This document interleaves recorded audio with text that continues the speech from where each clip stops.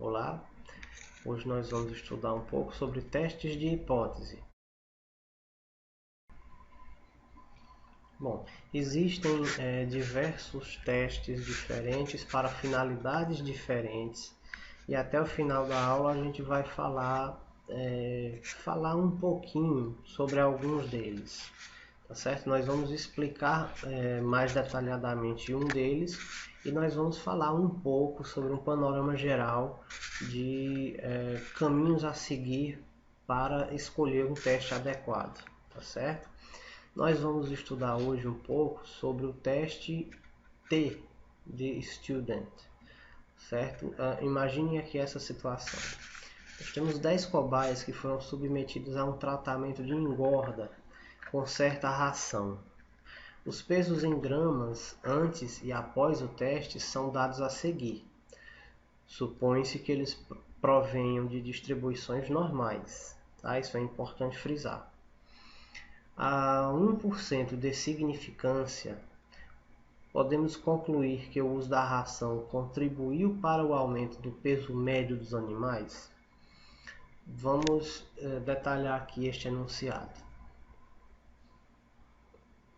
Quando eu digo que supõe-se que esses pesos provenham de distribuições normais, é porque o teste T ele é utilizado para distribuições normais, ok? E quando eu digo a 1% de significância, eu estou querendo dizer o seguinte, que a chance de erro no teste admitida será no máximo 1%. Se 1% é o nível de significância da aula anterior, então a gente pode concluir que o nível de confiança desse teste que está sendo exigido é de 99% de chance de acerto. Aqui nós temos aqui uma tabela com 10 números aqui representando 10 cobaias. E eu tenho os pesos dessas cobaias antes e depois do tratamento de engorda.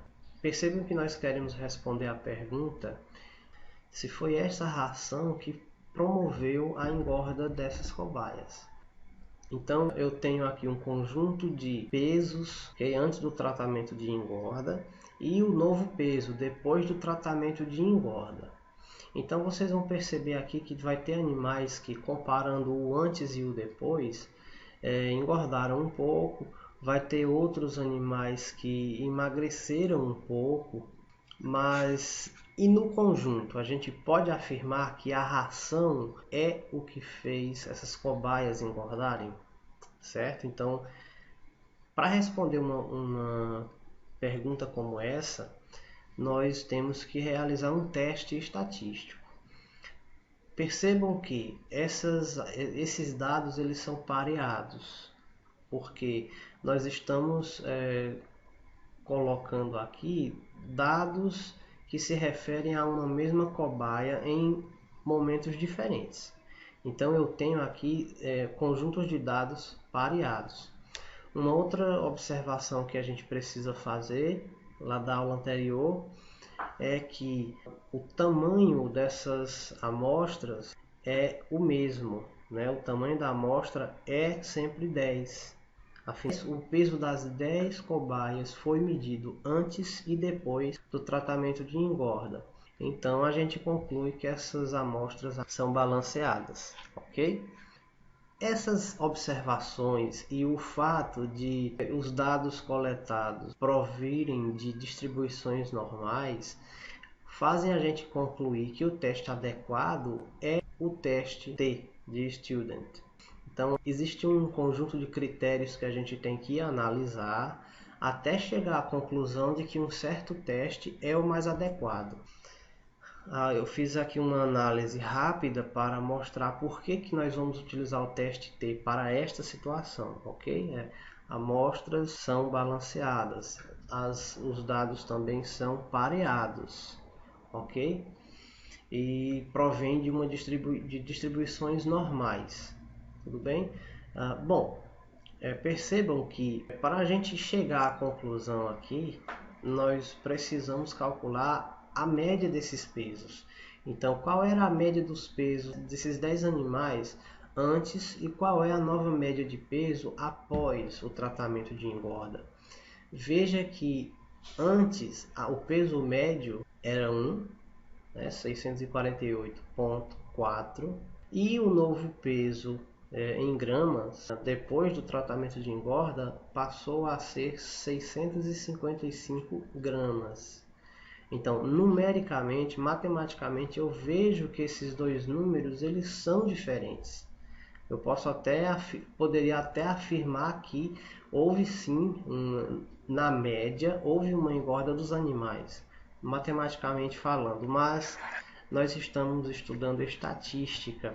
Eu preciso provar que estatisticamente essas duas médias são diferentes. Ou seja, com isso eu vou comprovar que de fato, sendo essas médias diferentes, então foi o tratamento de engorda que fez esses animais ganharem peso. Bem, o primeiro passo para a gente resolver aqui a questão é formular as hipóteses. Tá? Lembrem-se da aula anterior, em que nós temos sempre que formular uma hipótese nula, né, representada aqui por H0, e uma hipótese nossa, né, a hipótese do pesquisador, representada aqui por H1.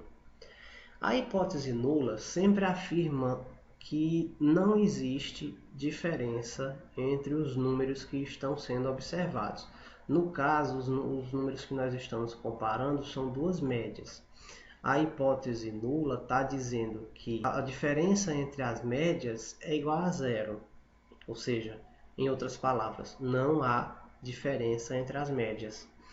A hipótese alternativa diz exatamente o oposto. Tá? Ela tem que afirmar que existe uma diferença entre as médias.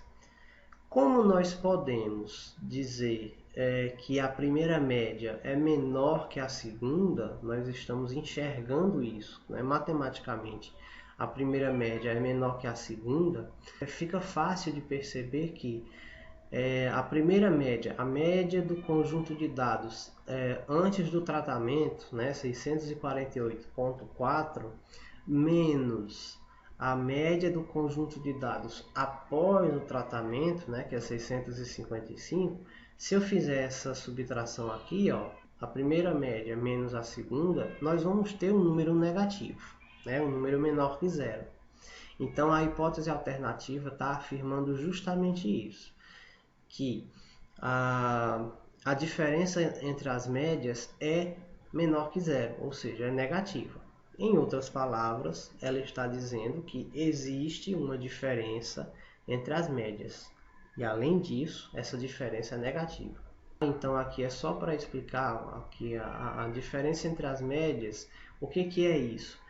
É a média do conjunto de dados antes do tratamento menos a média do conjunto de dados depois do tratamento de engorda, certo? Então, o primeiro passo, formulei as hipóteses nula, tá aqui, e hipótese alternativa, tá aqui.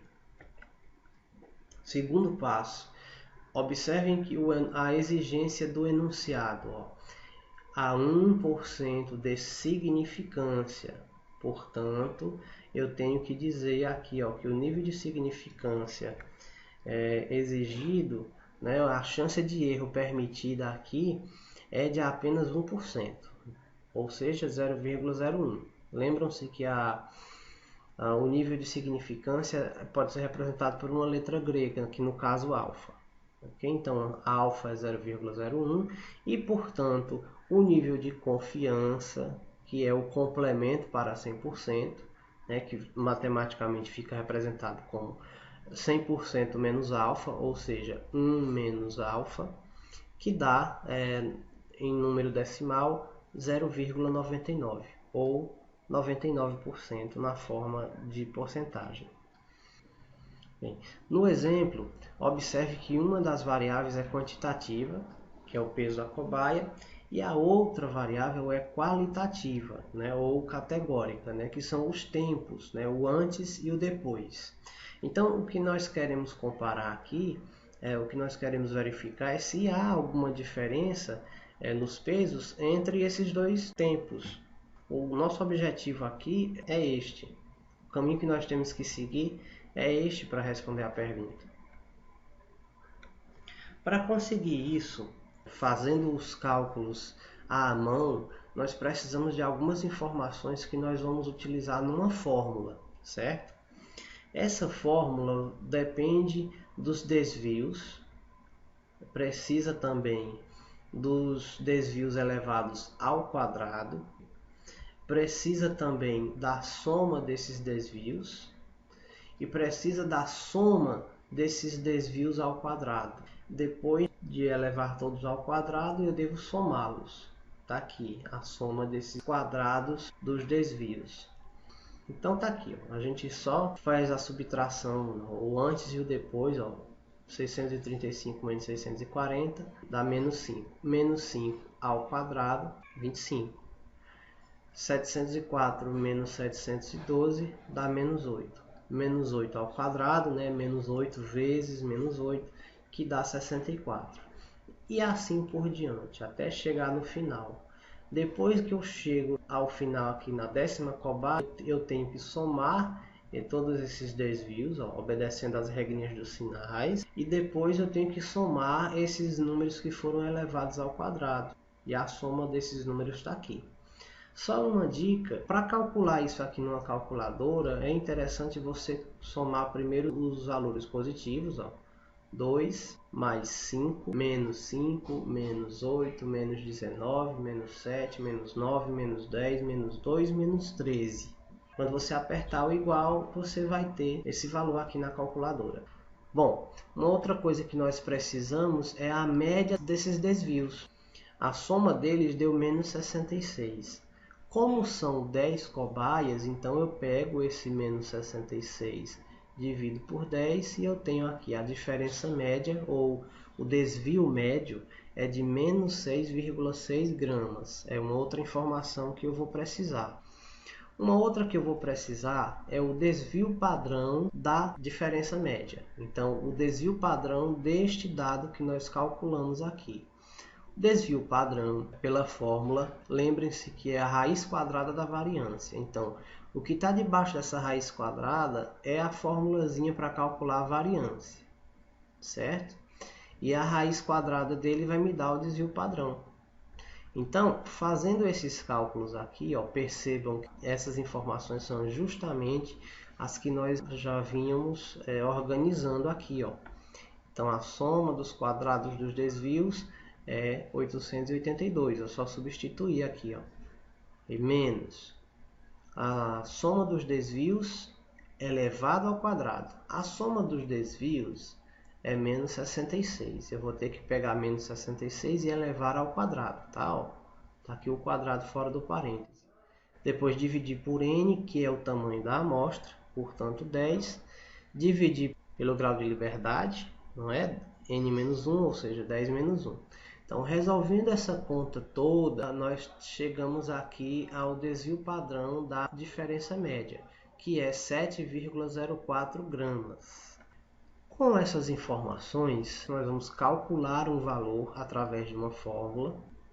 O t calculado para um grau de liberdade n-1 é igual à diferença média, que é esse valor aqui, dividido pelo desvio padrão da diferença média, que é esse valor aqui, dividido pela raiz quadrada de n, que é o tamanho da amostra, que é 10. Então, fazendo as substituições, ó, n é 10, então 10 menos 1, 9. Então, o valor de t para um grau de liberdade 9 é igual, fiz as substituições por este valor, nos respectivos lugares, ó, na fórmula, faço as contas e eu cheguei a menos 2,96, certo? Eu tenho um valor calculado do teste T. Nós vamos comparar esse valor com um valor T tabelado, que pode ser chamado também de valor crítico. Crítico por quê? Lembram-se da aula anterior? Vai existir um valor que eu vou calcular e vai existir um valor que eu vou pegar de uma tabela. Esse valor tabelado, ele separa no gráfico as duas áreas, a área em que eu devo rejeitar a hipótese nula da área que eu devo aceitar a hipótese nula. Então ele é chamado de valor crítico por isso, porque ele separa as áreas de rejeição e não rejeição da hipótese nula, certo? Então, como é que eu encontro ele? Só percebam aqui que esse n é o tamanho da amostra e a questão me disse que o nível de significância, né, a chance de erro permitida é de 1%. Então eu tenho o valor de t tabelado para um grau de liberdade 10 menos 1, né, o grau de liberdade 9, a um nível de significância de 1%, está aqui, ó, é esse 0,01.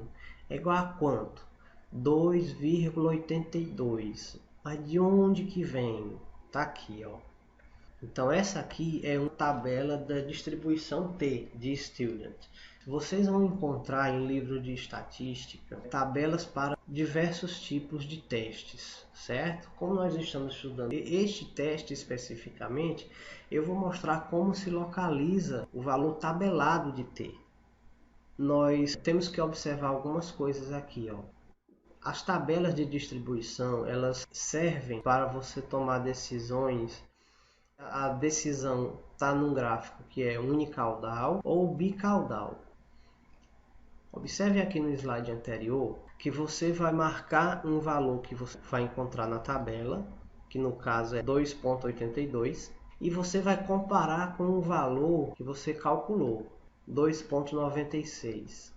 Pode acontecer que o valor que você vai ter que encontrar e fazer a comparação esteja só de um lado da distribuição, pode estar só do outro lado, do lado positivo da distribuição.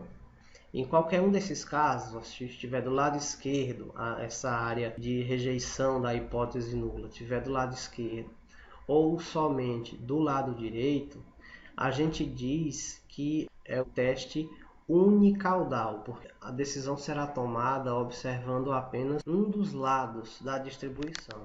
Porém, há situações em que você vai ter que observar os dois lados ao mesmo tempo, tá? Por exemplo, vamos supor que em alguma determinada situação você não consiga determinar se a diferença entre eles é positiva, se a diferença entre eles é negativa. Então, você não consegue afirmar que a diferença entre eles é maior ou menor que zero. Você apenas consegue dizer que existe uma diferença, ou seja, que a diferença entre as médias é diferente de zero. E diferente de zero pode ser maior que zero, e aí a decisão ficaria do lado direito, como também pode ser menor que zero, que aí a decisão cairia aqui do lado esquerdo da distribuição. Então, tem situações em que a decisão vai necessitar que você analise as duas caudas da distribuição ao mesmo tempo, certo? Essas situações em que você tem que observar os dois lados é o que a gente chama de teste bicaudal. Voltando aqui ao nosso exemplo, nós estamos trabalhando com uma distribuição unicaudal, porque nós calculamos a média do conjunto de dados antes e depois do tratamento de engorda e subtraindo os dois deu um número menor que zero. Então, desde esse momento, isso fez com que a hipótese alternativa fosse que a diferença entre as médias era menor que zero.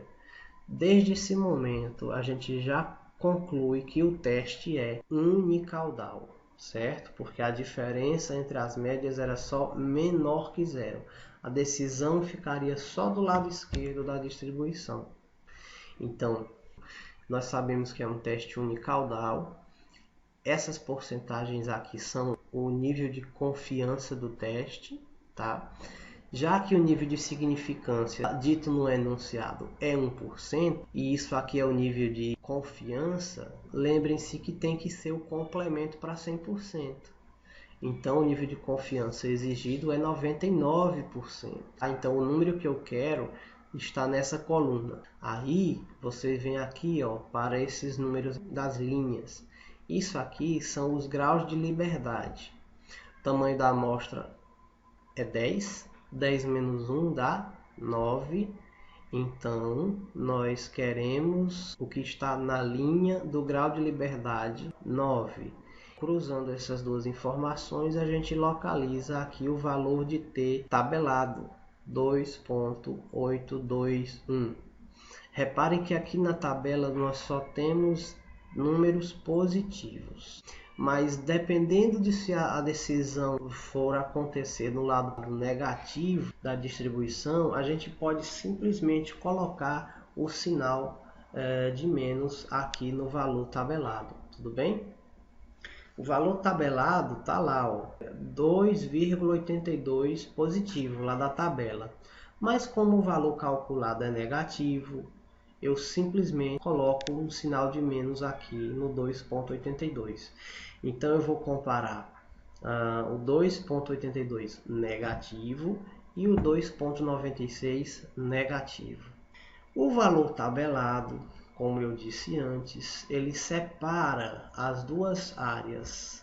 A área de rejeição da hipótese nula, em que você rejeita a hipótese nula, ou seja, é a região em que, se o número calculado que você calculou cair aqui dentro, você está certo. A sua hipótese alternativa está correta.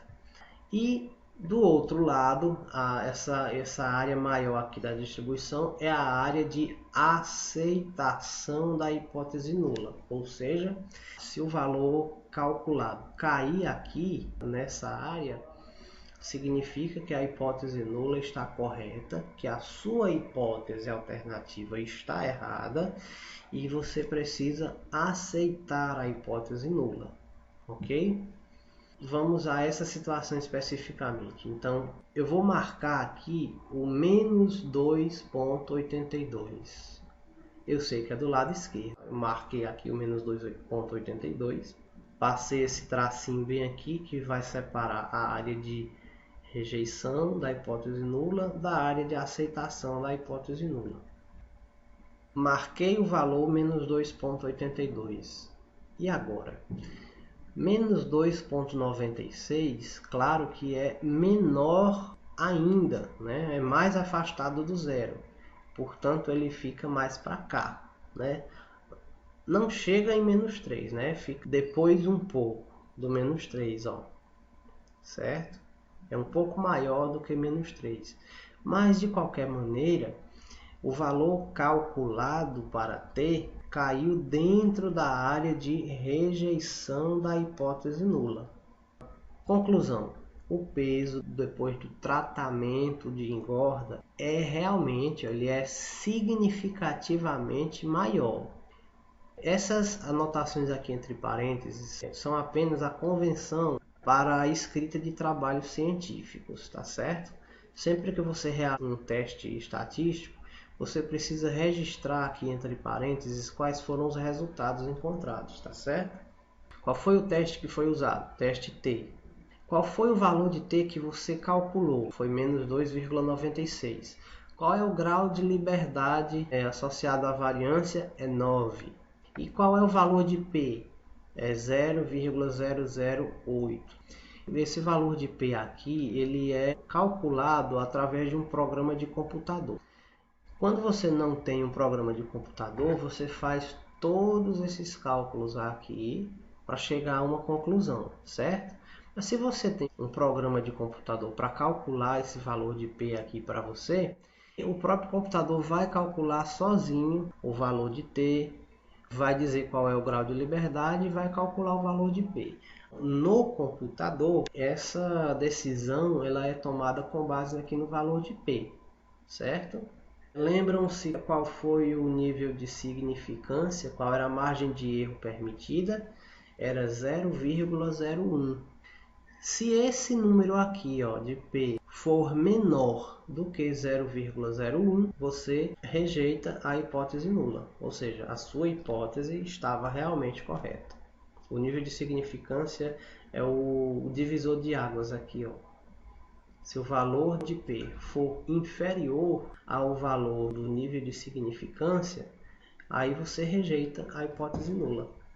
Se não, se fosse maior, aí você aceitaria a hipótese nula.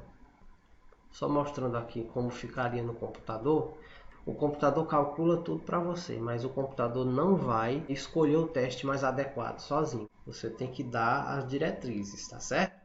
Um software que foi usado na elaboração dessa aula foi o Biostat 3.0. Para a gente obter os resultados, a gente primeiro coloca aqui na primeira coluna os pesos antes do tratamento e na segunda coluna os pesos após o tratamento. O computador vai gerar esse gráfico aqui, ó. Esse traço aqui do meio representa a média de peso, tá? Lembram-se que a gente calculou as médias dos dois conjuntos, antes e depois? Então, você vê que essas médias são valores muito próximos, ó. São muito próximos, tá? Aqui próximos de 650 gramas.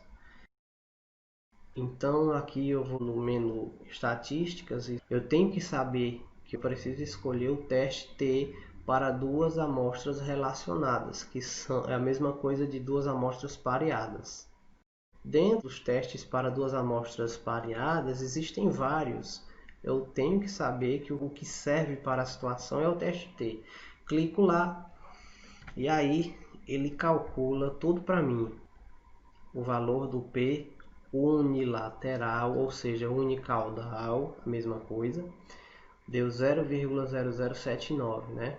A gente já apenas arredondou ali para 0,008. Lembram-se? Conclusão. O peso depois é significativamente maior.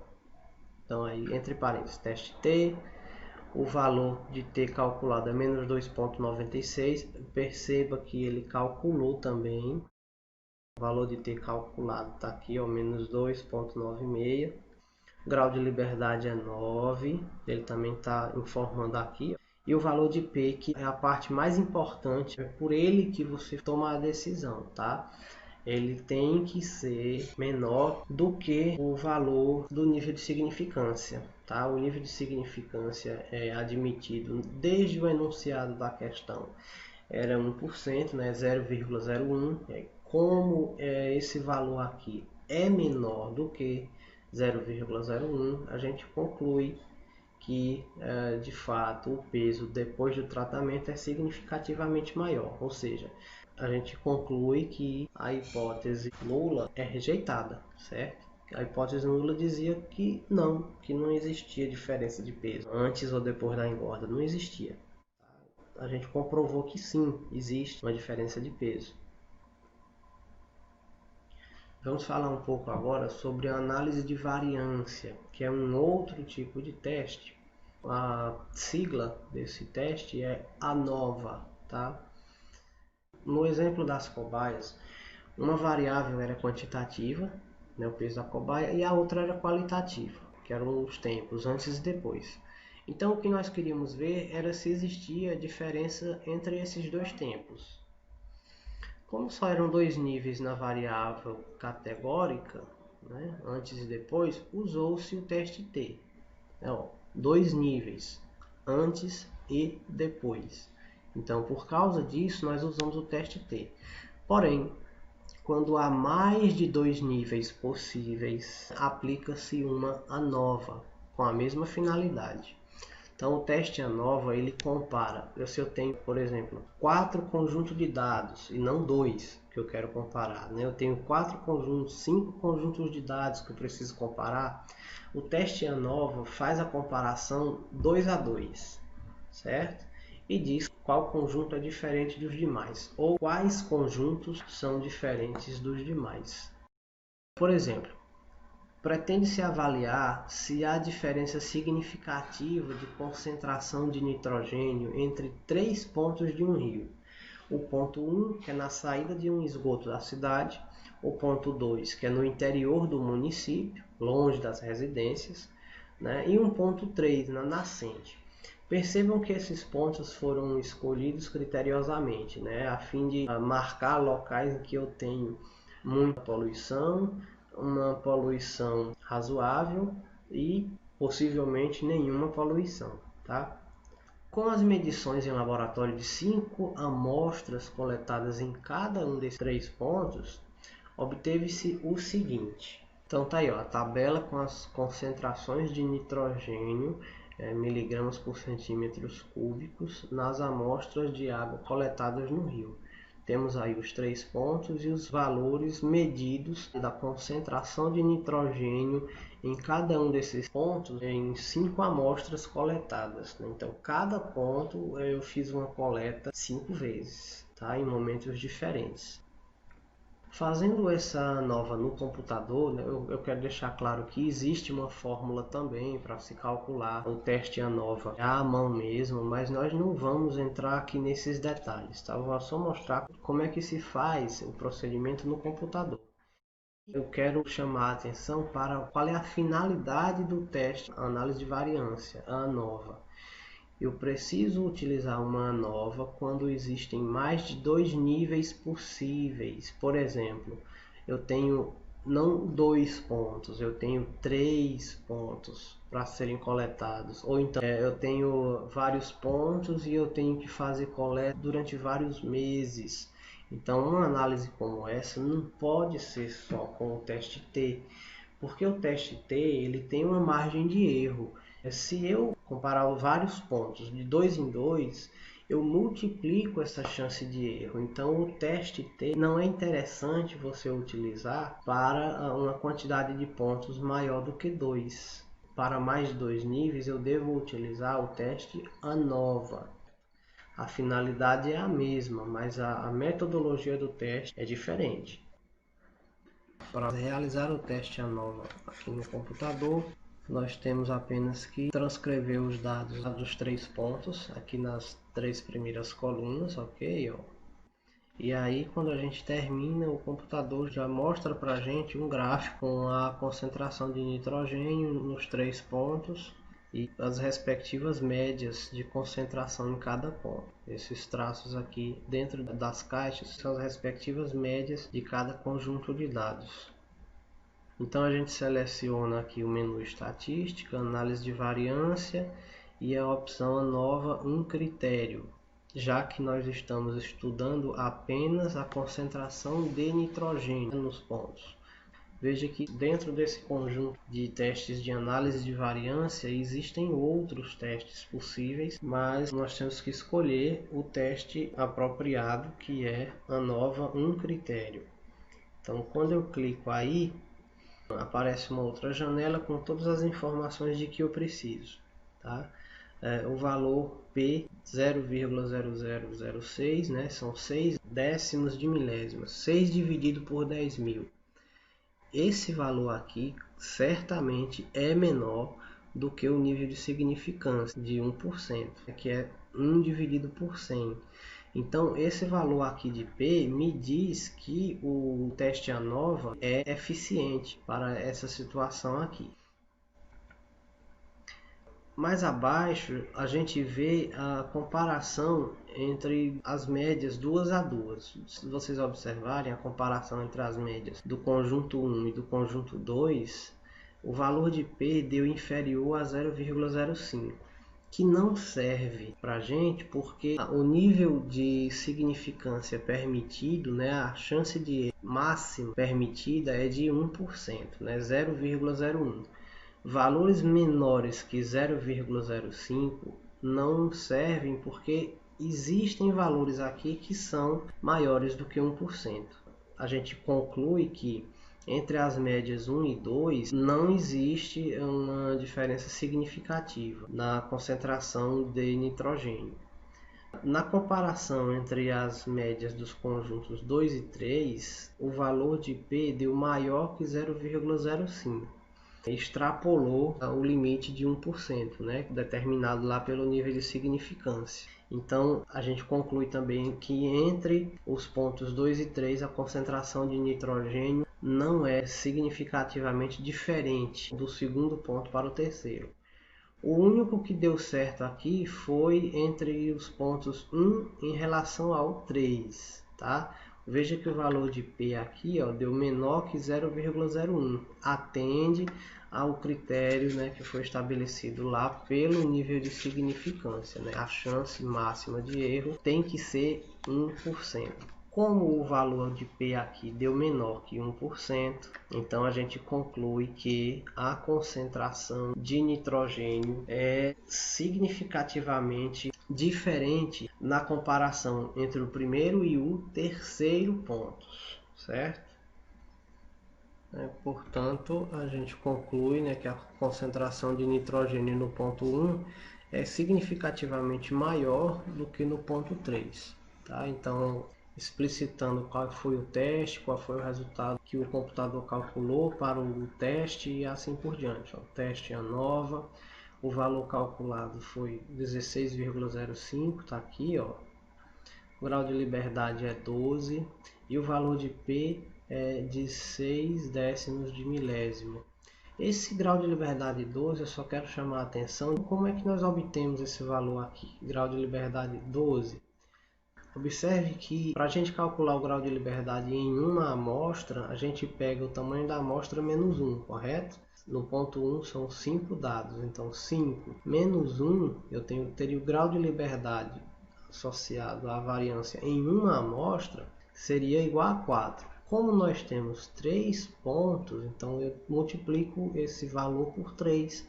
Eu tenho 4 vezes 3, 12. Então o grau de liberdade é 12 por essa razão, tá certo? Bom, então agora nós vamos ver aqui alguns critérios, né, que nós temos que observar para fazer a escolha do teste, tá? Então, além dos conceitos preliminares da aula anterior, né, que nós vamos fazer uma rápida revisão, a gente vai mostrar também um esquema, né, que pode ajudar nessa escolha do teste. Então, o que é importante primeiro, né? Verificar antes o número de amostras, o número de colunas.